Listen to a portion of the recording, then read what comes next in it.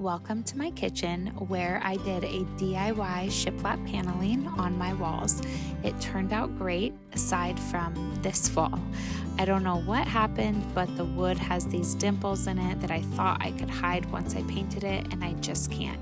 So I'm going to be removing this off of the wall and redoing it, and I thought what a perfect opportunity to film and show you guys how I did this. Okay, so here's what behind my wall looks like. My husband filled this hole in. This used to be a door that led out to a pantry that wasn't even attached to this house, and we just closed it off when we moved here. That's why there is plywood right there.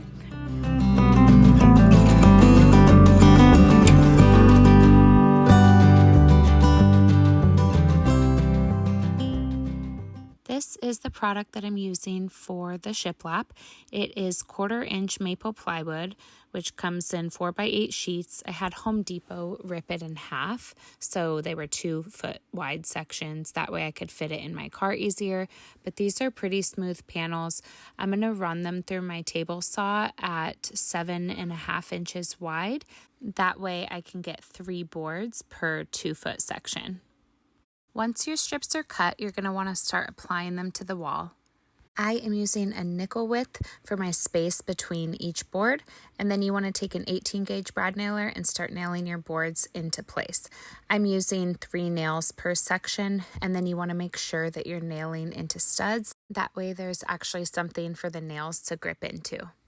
So here's what my gap looks like. I do think that it is easier to start from the bottom going up.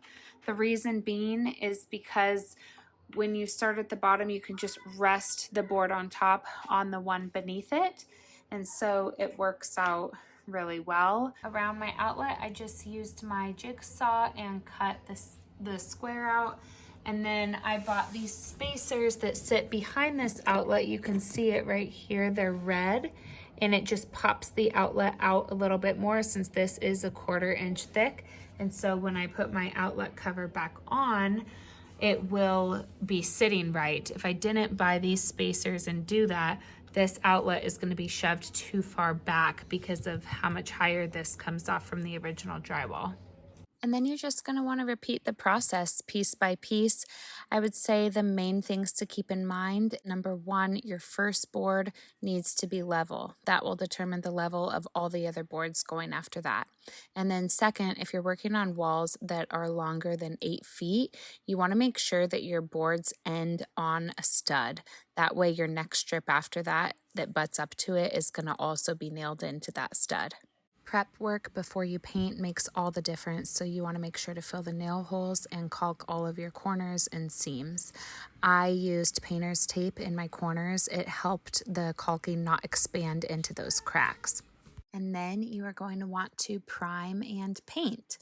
Honestly, this project was such a transformation. I thought it would be fun to show you guys the beginning of what our kitchen looked like when we first bought our house, and then how it just progressed from there, from building our own cabinets and doing the wall paneling. This is such a bang for your buck, and I think that it's one of the easiest DIY projects that you can do to make a big impact on your home.